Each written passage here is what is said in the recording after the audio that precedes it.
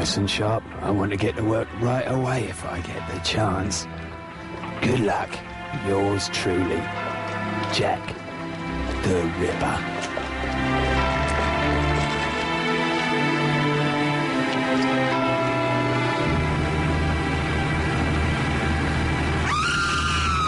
It's a year after Sherlock Holmes first appeared in print.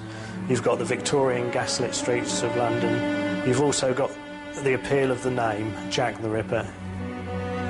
The murders became famous. Once the name Jack the Ripper had been invented, they became a total sensation. It wasn't enough only that the woman should be killed, but also should be mutilated. Be sure about that. Every part of the body should be hacked together. They were the first sexual serial murders to occur in a major town, a leading capital city, and they were the first to achieve international publicity. In the history of American crime,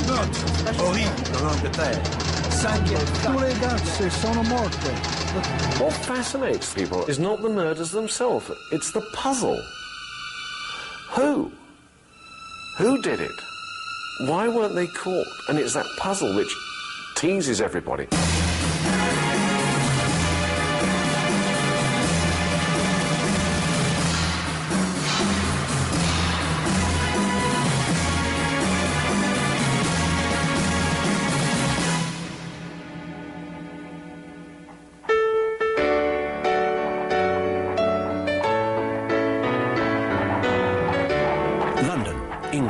The West End, city of commerce, culture, and high fashion. A society of wealthy gentlemen in top hats and cutaways. Their wives, gentle ladies. Their children, tended by nannies. Queen Victoria reigns supreme. In contrast, the East End, where 900,000 impoverished people lived in cramped, filthy slums, and entire families were homeless. Whitechapel, the most destitute area of all, is where the murders took place. This outcast community was ignored and reviled by Victorian London. The East End, having become a dirty, rundown industrial district, now, in a time of economic depression at the end of the 1880s, was an area of overcrowding, misery and unemployment, and an area where at any time almost any woman might have to prostitute herself as the only way to feed her children. I've talked to person after person from the East End today who said, yes, they always reckoned Grandma had to go out on the streets when time was bad, and nobody thought any of the worse of her for it. The life of these women, one tends to sometimes forget, is just how brutal and how harsh it was. You could buy one of these women for 3 pennies, or 2 pennies, or a loaf of stale bread. The price of 3 pennies was fixed because that was what the women would pay for a large glass of gin.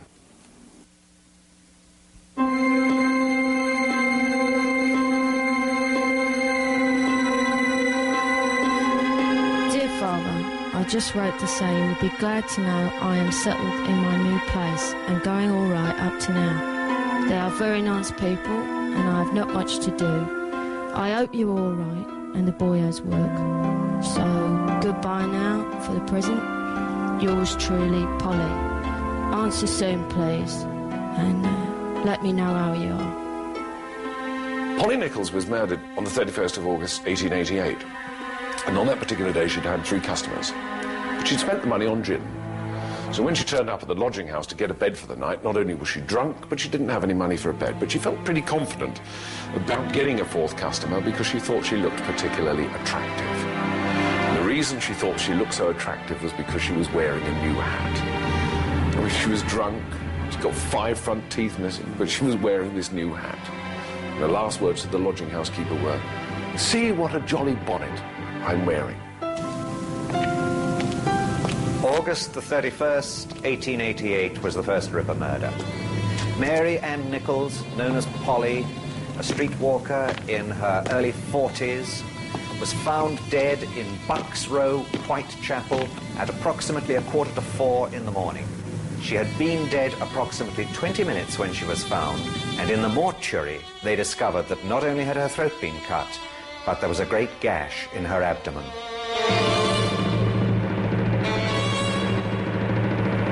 Now, these murders became very famous for a most peculiar reason. The very first elections to the London County Council were taking place, and the radicals, the extreme leftists, thought they had a very good chance of winning the East End. The radical newspapers, particularly the Star and the Pall Mall Gazette, two London evening newspapers, realised that if they wrote up the murders, they could draw attention to the terrible social conditions of the East End, and they did. And they sold more papers than anybody had thought possible. As far as the public attention was concerned, you could see that journalists were absolutely responsible for part of the fear and the fervour. When you look at the papers of the time, you see the lurid front-page illustrations on police news and equally lurid treatment of the subject on the inside. Even the Times fell for it. Even the Times was swept away by Ripper fervour and Ripper fever. A nameless reprobate. Half beast, half man is at large. Deadly, cunning. Insatiable thirst for blood. Whitechapel Queen's strikes again. If you could take my unit and I back to 1888 to the crime scene, I would suggest that we focus in on the first homicide. Generally, the first homicide is the focal point, is the area where the subject feels the most comfortable. And that would be the area where either he is employed or where he resides. I believe the subject would go back to the scene, go back there and kind of hang around there and fantasize and relive the crime. You can have situations where the murderer's standing here, the victim's lying there, the murderer's covered in the victim's blood, he's left his fingerprints and handprints all over the murder scene. There's no way you could combine the two. The scientific knowledge didn't exist for that to happen. So literally, you have got to catch the murderer in the act of murder.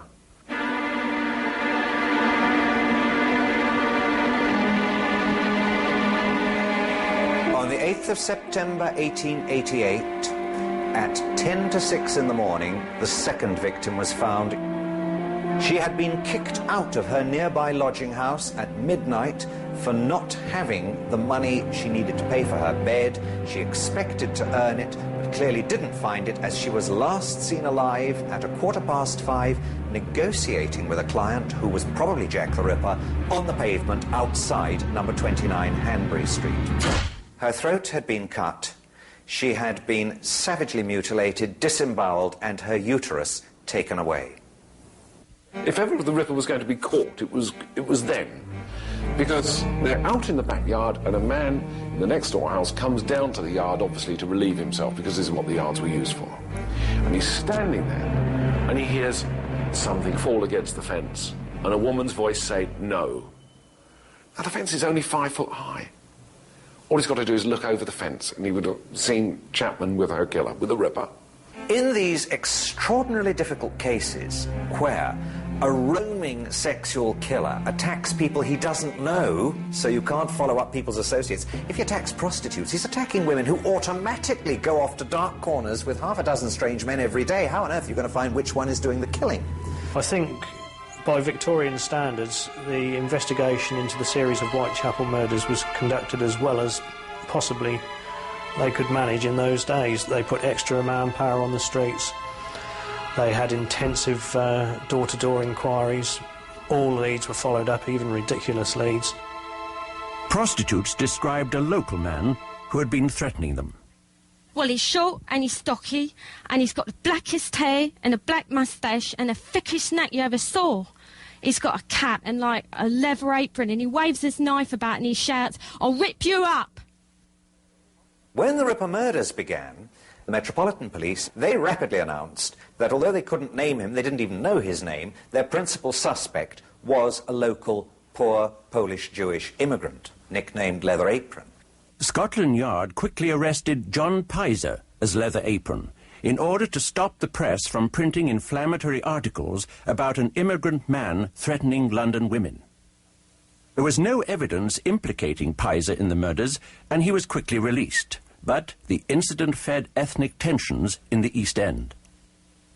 The Irish were resented by the native English. The Irish themselves resented the new influx of Jewish immigrants who settled particularly in the parish of Whitechapel, because that was where the ancient two synagogues of London had always been, and they were racing in, fleeing the pogroms of Russia and Bismarck's clearances of Jews in Silesia. Onto that Jewish community is projected the idea that it's a Jew that is the Ripper, the murderer, because no Englishman, no East Ender would actually have committed such a crime. So the Jews are already becoming, the immigrant Jew is becoming the scapegoat and the suspect for the Ripper murders. The police next turned their sights on doctors who performed amputations and surgery. Perhaps the killer who extracted organs from his victims was a doctor.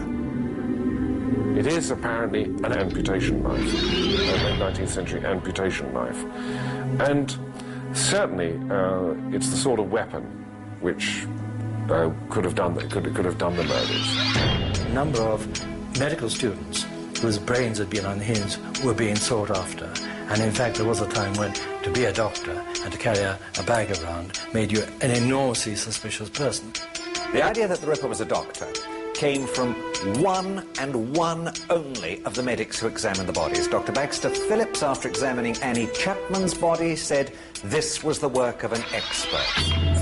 The abdomen had been entirely laid open.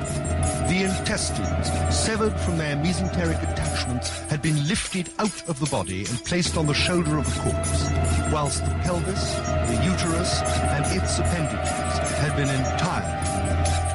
Obviously the work of an expert, of one at least who had such knowledge of anatomical examinations as to be enabled to secure the pelvic organs with one sweep of the knife. The people at the top had the medical evidence surveyed by Dr. Bond of Westminster, a police surgeon they trusted implicitly, and Bond's full report on all the medical evidence in the case said no skill at all, not even the skill of a butcher. After two ghastly murders, many concerned citizens wrote letters to Scotland Yard suggesting ways to catch the murderer. The most popular idea was to have armed police pose as prostitutes. Then, on September 29, a note arrived, purportedly from the killer himself. The signature was brilliant. Dear boss, I keep on hearing the police have caught me, but they won't fix me just yet. That joke about the leather apron gave me real fits.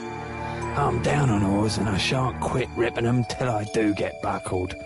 Scotland Yard was now very fearful that the mysterious Whitechapel fiend would soon strike again.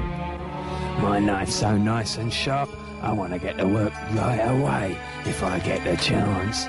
Yours truly, Jack the Ripper. The name, Jack the Ripper. Probably invented by a journalist, certainly first appearing in the Dear Boss letter. But what a name for an undiscovered ghoul. Charles Warren, head of Scotland Yard, was under siege. The killer was still at large. His superiors were furious, and the public had no confidence in him. The radical press wanted him out. 1 square mile in the centre of London had its own police force. The City of London Police and its Commissioner, Major Henry Smith, were about to be drawn into the hunt for Jack the Ripper. Extra reinforcements were put into the area, and also, it seems silly now, although I'm sure the intention was well meant, notice was given out advising the prostitutes to stay off the street. 24 hours later, the worst fears of the police were realized.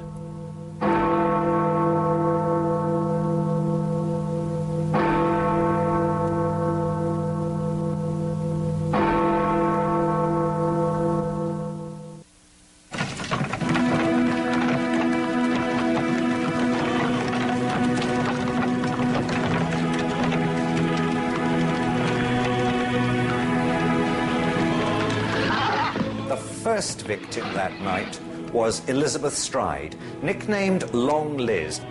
She had been seen hustling for trade up and down a little road called Berners Street in the East End during the evening from 11 p.m.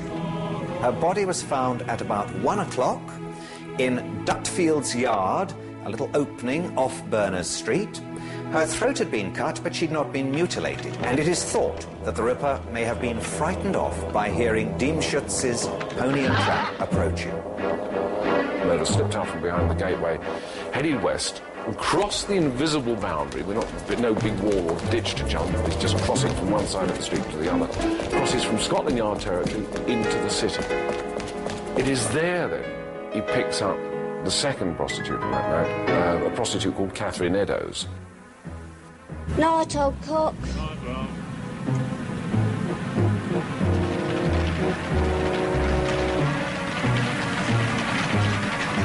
The second murder on the night of the double murders was that of Catherine Eddowes. Her body was found at about 1:45 in Mitre Square in the City of London. She had been appallingly mutilated, her throat cut, V's cut in her cheeks pointing up to the eyes, her eyelids nicked through, the tip of her nose cut off, and the usual ripping and abdominal mutilation, with her uterus and one kidney taken away by the murder. Now, nobody has seen or heard a thing. Not the policeman on the beat, the policeman and his family, in the house opposite, the night porter with the door partly open. They didn't actually have to see the square or be present on it, because Mitre Square had an echo on it. He's now killed once on Scotland Yard territory, Metropolitan Police territory. He has now killed once on City of London Police territory. So you've got search parties coming from both directions looking for him. And he's in between. I mean, he's very confident, he's very arrogant. Commissioner Smith of the London Police immediately assigned men to the case. He was not about to be criticised as incompetent and hopeless as press cartoons portrayed his counterpart, Sir Charles Warren.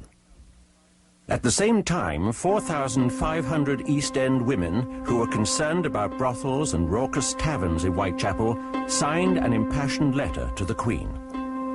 Madam, we the women of East London feel horror at the dreadful sins that have been lately committed in our midst, and grief because of the shame that has fallen on our neighbourhood. We have learnt much of the lives of those of our sisters who have lost a firm hold on goodness and who are living sad and degraded lives. We would also beg that your Majesty will call on your servants in authority and bid them put the law which already exists in motion to close bad houses within whose walls such wickedness is done and men and women ruined in body and soul. We are, Madam, your loyal and humble servants. There was a feeling that what happened to these women deserved to happen to them. The average Victorian regarded a prostitute as a gay woman. Now, they use the word gay not in this sense that we use it today as meaning homosexual. They use the word gay as meaning nymphomania. Prostitutes were all nymphomaniacs. That was why they were prostitutes. Therefore, they were on the streets for their pleasure. The fact that they were there out of sheer economic desperation and necessity is rarely considered. Therefore, they're on the streets for their pleasure. The wages of sin is death. Therefore, what happened to them? Deserved to happen. So why waste too much time over these women? It's another piece of street cleaning. After the murder of Catherine Eddowes, women in the West End feared for their lives. The Ripper was both bloodthirsty and unpredictable. This was someone who was killing individuals, but was clearly sending a message to society generally, so that everyone begins to perceive him as talking to them directly. And that's, again, that's the change that happens, is when the killer suddenly realizes, I'm only killing one person at a time, but in a way I am assaulting society. 15,000 constables manned the streets. 1,500 undercover detectives prowl the docks in Covent Garden, including a director of the Bank of England, who disguised himself as a common labourer. Out of necessity, the sneaker was invented. In common with hundreds of others, I was drafted there and we patrolled the streets, usually in pairs, without tangible result. We did, however, rather anticipate a great commercial invention. To our clumsy regulation boots, we nailed strips of rubber, and so ensured some measure of silence when walking. Unfortunately, the inquiry was under two separate directions. The City Police, with their involvement with Catherine Eddowes' murder, the one canonical murder that took place in the city, held a separate investigation, and although the two forces were supposed to liaise, and did liaise quite well at ground level, the chiefs didn't get on, and the chiefs did not properly exchange information. Soon, citizens took matters into their own hands. We know that the vigilante groups arrested people on the streets. We get accounts of people being taken to stations and obviously embarrassed police officers having to arrest sort of quite respectable gentlemen out on the street. Possibly, too, they released the Ripper on occasion. It's speculation, but nonetheless, it is something to be considered. George Lusk, head of the Whitechapel Vigilante Committee, received a letter posted from hell, probably from the real killer. The syntax was clearly Irish, and the envelope contained parts of a human kidney. Mr. Lusk, sir, I send you half a kidney I took from one woman. Preserved it for you. T'other piece I fried and ate it. Was very nice. I may send you the bloody knife that took it out, if you'll only wait a while longer. Catch me when you can, Mr. Lusk. 32-year-old Irish-born socialist and critic George Bernard Shaw wrote one of his famous letters to the press. Less than a year ago, the West End was literally clamouring for the blood of the people hounding Sir Charles Warren to thrash and muzzle the scum who dared to complain that they were starving, behaving, in short, as the property class always does behave when the workers throw it into a frenzy of terror by venturing to show their teeth. Whilst conventional Democrats were wasting our time on education, agitation, and organisation, some independent genius has taken the matter in hand.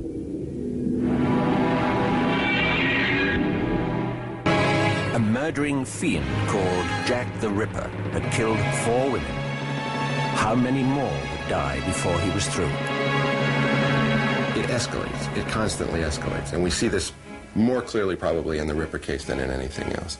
The constant escalation of mutilation. You've got the murderer. He's now working to some timetable of his own. It goes like this. 31st of August, he kills Polly Nichols. 8th of September, he kills Annie Chapman. 30th of September is a double event. He kills Stride and Eddowes. 8th of October, nothing happens. 30th of October, nothing happens. The night of the 8th, 9th of November, he meets his 5th and final victim. And this is this young prostitute called Mary Kelly.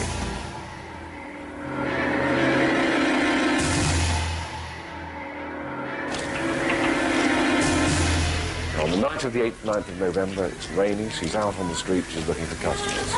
She picks one up around about midnight, takes it back to her room, and one of the other prostitutes sees her drawing the curtains of her room, and as she did so, Kelly is singing a music hall song. It was only a violet I plucked from my mother's grave.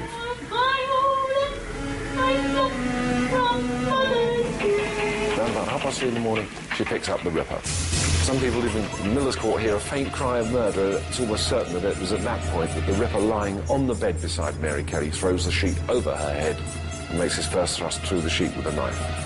And he has several hours to work over.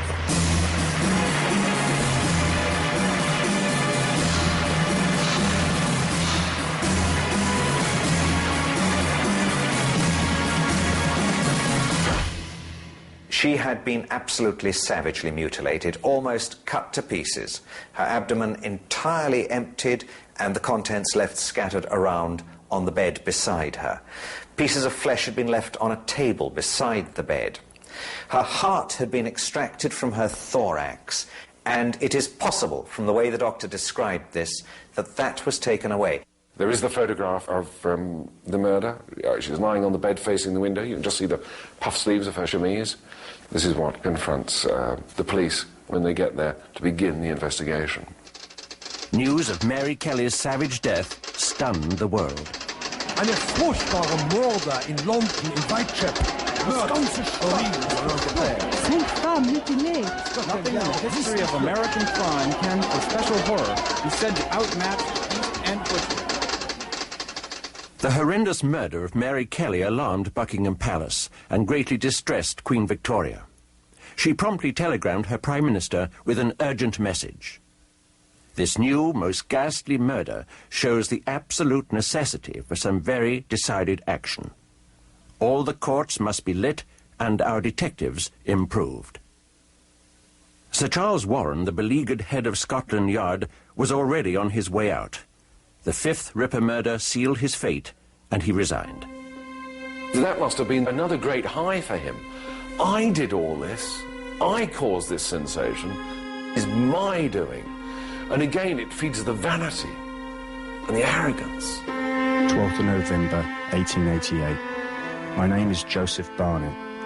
I reside at Mary Kelly's lover, Joseph Barnett, was summoned by the coroner to identify what was left of her decimated body. I have lived with the deceased 1 year and 8 months. Her name was Marie Jeanette Kelly. I have seen the body.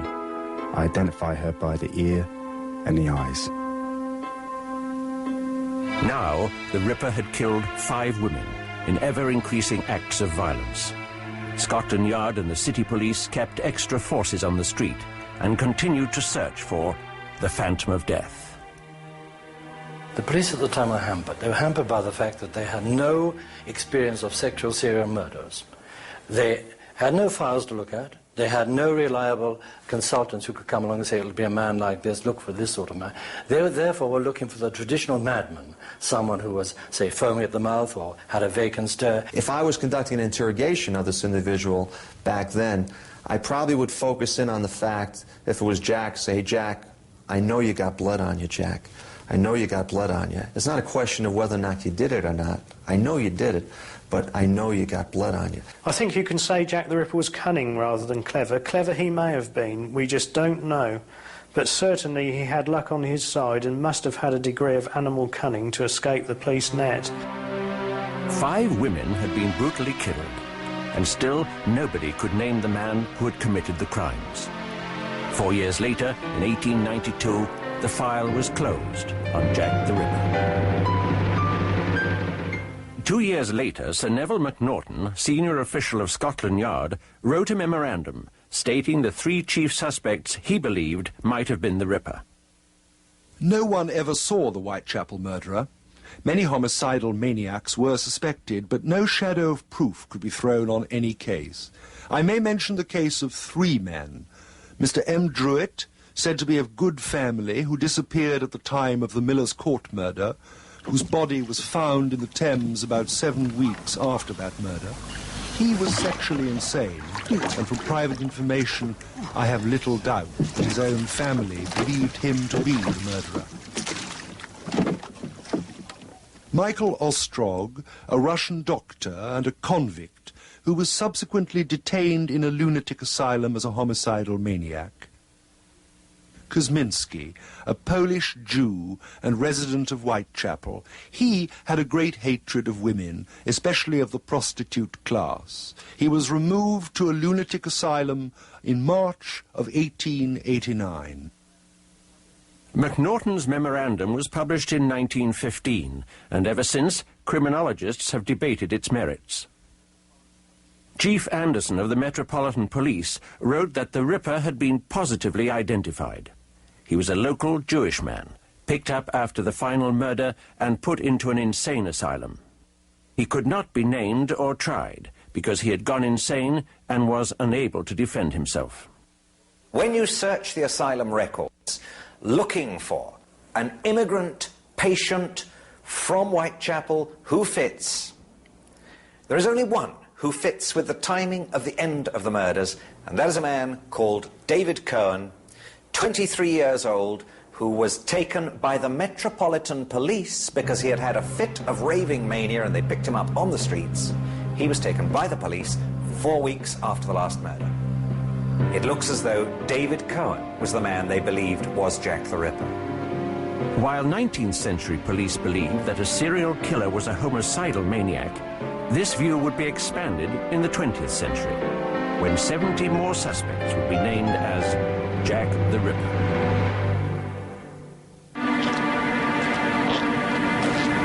The name Jack the Ripper has come to symbolize terror the world over. Stories about this phantom of death are so compelling that even the great master of the macabre, Alfred Hitchcock, based his very first film on the well-known tale of a lodger, mistakenly thought to be the Ripper. In his film, Jack is called the Avenger. Your officers from Scotland Yard. What's your name? George Bunting. In 1932, director Maurice Elvey produced his version of the same plot, The Phantom Fiend. You stay here. Show us the room. Come along. Movies entertain us with Jack the Ripper mythology, but theories abound. Speculation is fair game. I could give you a lovely story that Oscar Wilde was Jack the Ripper. Nobody's ever suggested it, but take it from me, he wasn't. The only person who hasn't been dragged in yet, and I'm just waiting for it to happen, I've thrown in a few in, is Florence Nightingale. And Queen Victoria herself. Both of those are completely out of the score for the moment, but just wait.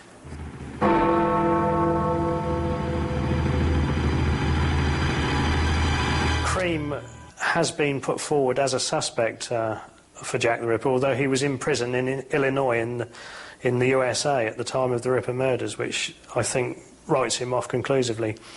The Cream theory originates from the fact that the hangman Billington, whilst on the scaffold hanging Cream, heard the words "I'm Jack the" as the trapdoor was sprung, and then it was cut off by the rope.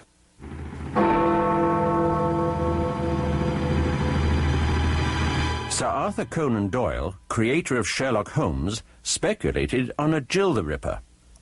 If a man was in disguise as a midwife, he could move about the streets with blood-stained clothes, undetected.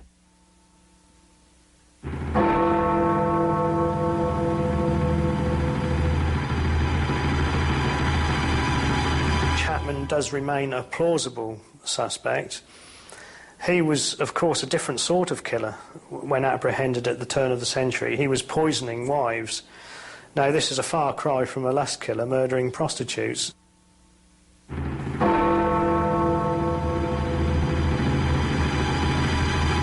If you are fascinated with the mystery of Jack the Ripper, you are a Ripperologist. Using modern FBI profile techniques is one tool this historian used to focus on self-proclaimed Dr. Rosalind Donston as a very plausible Ripper. It started with his wielding a sword when he was 18 years old as a surgeon and soldier in Giuseppe Garibaldi's Italian campaign in 1855. And bit by bit, over a long period, as I managed to find out about his service with Garibaldi, I managed to find out his medical experience, I managed to find out his association with prostitutes, I managed to find that 5 people independently at a later date were pointing to him as the Ripper, or potentially the Ripper. Most important of all, in 1896, W.T. Stead, the former editor of the Pall Mall Gazette that Donston used to write for, actually in print in his magazine border said that for a whole year I believed him to be the veritable Jack the Ripper. Donston was in the perfect location to perpetrate the murders. He placed himself as a patient in a London hospital, located a few blocks from Bucks Row, scene of the first murder. His actual capacity to become a serial killer died, of course, with his failure in health. He was no longer, after 1889, capable of another cycle of murders. The theories that intrigue people the most involve the Royal House of Windsor. It is a shocking thought that a member of the monarchy, the head of a great nation, could actually be involved in the crimes of Jack the Ripper. It all centers on this man, the black sheep of the royal household. Prince Edward Albert, Duke of Clarence, was grandson of Queen Victoria and heir to the throne. Physically weak and poor in his studies, he was a target of gossip, especially about his sexuality. He died in 1892 of influenza or syphilis. The stories vary.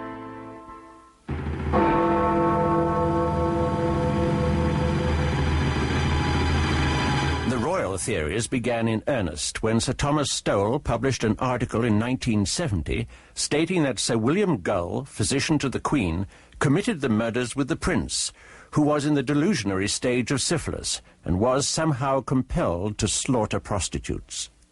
And in that way, you know, leaps and bounds, almost like a fantasy game, the Duke of Clarence was dragged in for the first time.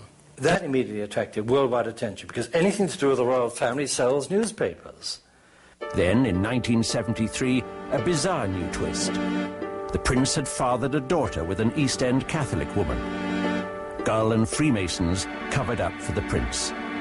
And the whole thing was a Masonic conspiracy to save the crown, because the Duke of Clarence had done something he shouldn't have done. He had married a Roman Catholic lady and had a child by her, and that was death for the royal family. So, in fact, all the people who knew about it had to be eliminated. There were 5 prostitutes. According to that theory, Gull and the prince rode through Whitechapel in a coach and sought out Mary Kelly and the 4 other prostitutes. They mutilated the bodies and lay them on the street to be found by the police.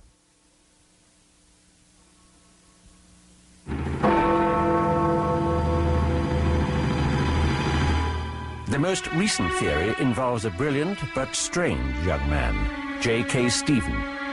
He was hired as a tutor for Prince Eddie. The royal family had no idea about that J.K. Stephen was a homosexual and had personal problems. And they developed a very strong relationship between them. Very strong. When the prince became engaged to marry, an infuriated Stephen went on a murderous rampage of prostitutes, with Prince Eddie as his lookout. J.K. Stephen, who I think was Jack the Ripper, was a loner to some extent. But he was more than a lust murder. He really wanted to kill the woman piece by piece. If any of these theories are true, there was a cover-up of majestic proportions. That the heir to the English throne was either an accomplice to the Ripper murders or Jack the Ripper himself is the stuff of bestsellers and television movies.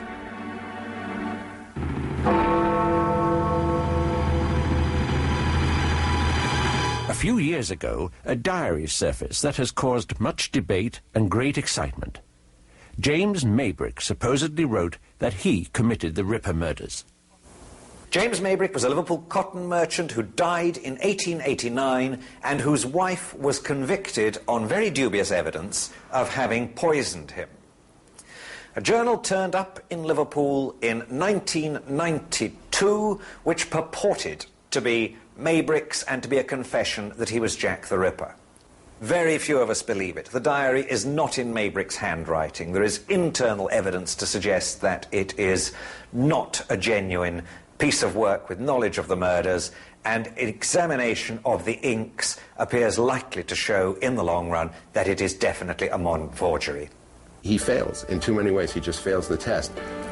But again, it's one of those tantalizing, every time you hear something new and you hear about a new possibility, you jump at it hoping, you know, this is the one. We're going to find out who he was.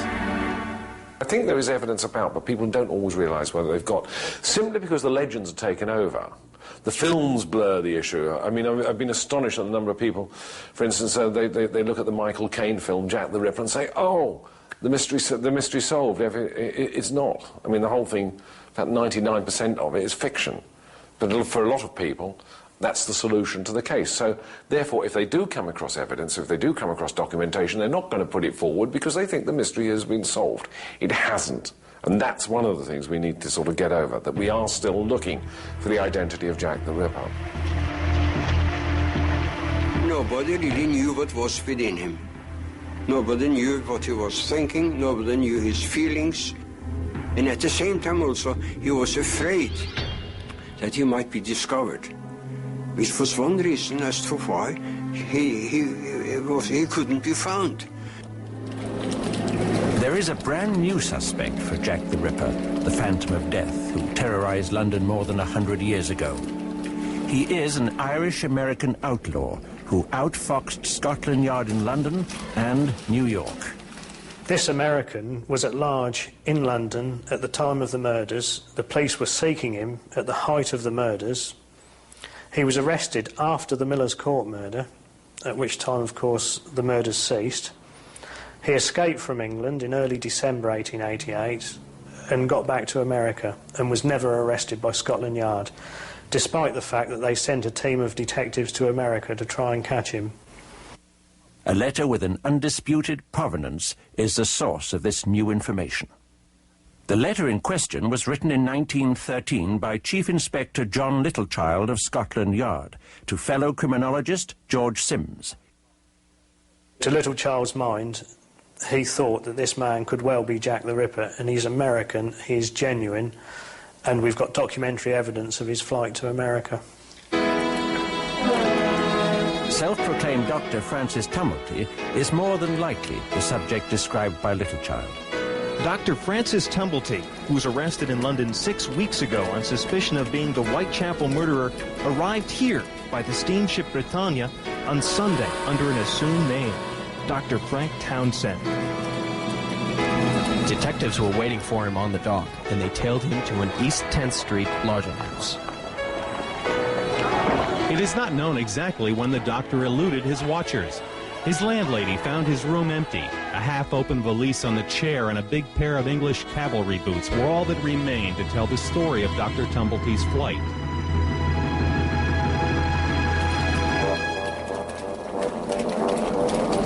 Tumblety used many aliases.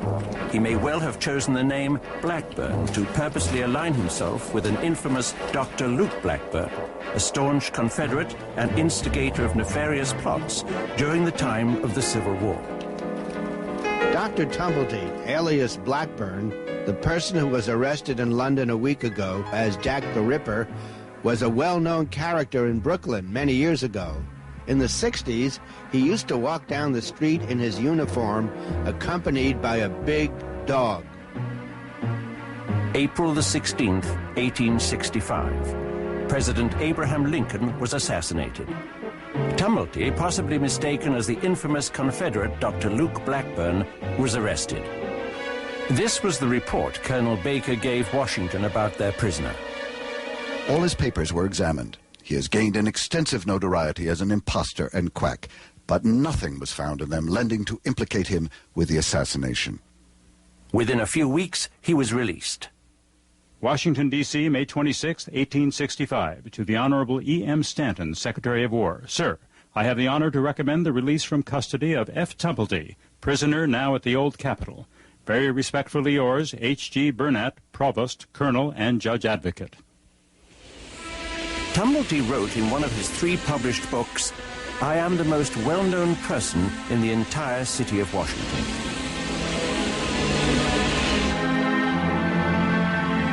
Who exactly was the man who kept an entire city in mortal fear, and the rest of the world on pins and needles waiting for his capture, waiting for a name to be put to him?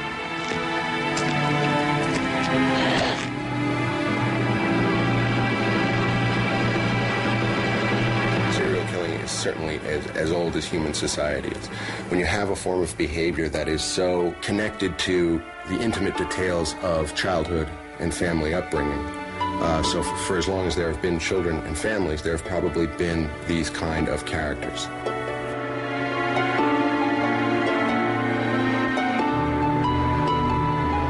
Jack the Ripper, the Phantom of Death. We don't really know who he was. We may never know, but we will speculate and wonder for another 100 years.